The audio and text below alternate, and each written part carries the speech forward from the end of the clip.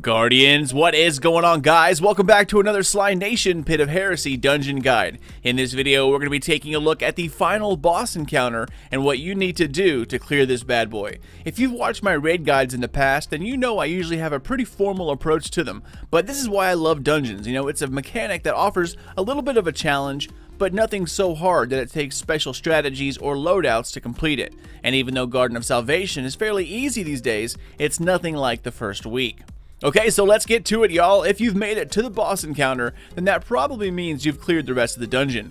Just about all the mechanics come into play here. You have the 3 side bosses where you have to use the sword to damage each one, blocking the Shrieker, using the light attack and the super on the Hive Knight, and then using the heavy ranged attack on the Witch. Each boss will drop an orb this time around. You take the orb and plant it in one of the receptacles located around the boss and the circle that he walks in.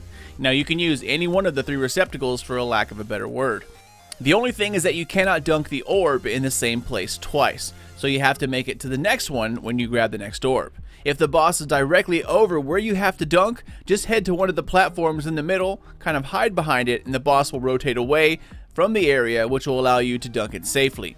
Once you dunk the 3rd and final orb, that's about it, guys. It's time for damage. Head inside the circle, which will now be covered in this green aura. It's best to throw down a Warlock Well because the instant you walk in there, the boss will kind of slam down or throw down this sword attack, which lights the part of the floor on fire, and it's super powerful. It can eventually kill you even inside a Warlock Well, so be sure to look out for it.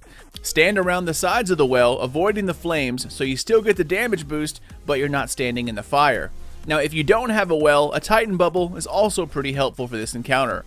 What you have to do then is just dance around laying into the boss. The best combination here seems to be a Spike Grenade Launcher or Wendigo followed by an SMG and Izanagi's. However, just like other parts of this dungeon, you can use other weapons like Whisper, Sleeper, any decent grenade launcher, etc. You can also use a Titan Bubble shotgun method along with a boob cannon if you wish to go that route. After doing damage for a little while, the boss will then slam his sword into the ground, and he kind of gives it this little twist that will wipe anyone inside the circle. So when he drives his sword into the ground, take that as a cue to leave the middle, take another shot, and then head out. Now you pretty much just repeat the process after that. This boss fight is not that hard, and it's actually pretty fun once you get into the swing of it.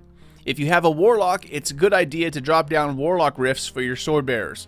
For instance, when they're using the heavy attack on the Witch, just keep throwing down rifts so the sword bearer can heal up and then keep doing damage. And also be sure to use a rift when you have to use the sword on the Hive Knight. If you're the sword bearer yourself, just drop the sword, throw down a rift, and pick it back up. A little healing goes a very long way, especially if you're trying to do this without dying.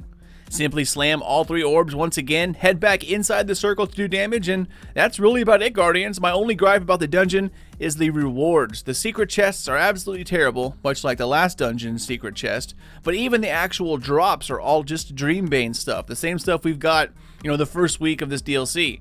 The boss drops a pinnacle reward, which is also fully masterworked, which I agree is nice, but still, the rest of the drops could definitely use a little work. But that is really it, guys. Just a quick video going over the final boss encounter within the Pit of Heresy dungeon. I hope you enjoyed it, and I hope that this guide was easy enough to follow along with. But I'm out of here, guys. Once again, thank you for watching and for the support. Feel free to check me out on Twitter or Facebook at Sly Nation Gaming on the FB. Subscribe for plenty more Destiny 2 guides coming out here soon, but until then, this is your dude Sly, and I'll see you guys in the next one.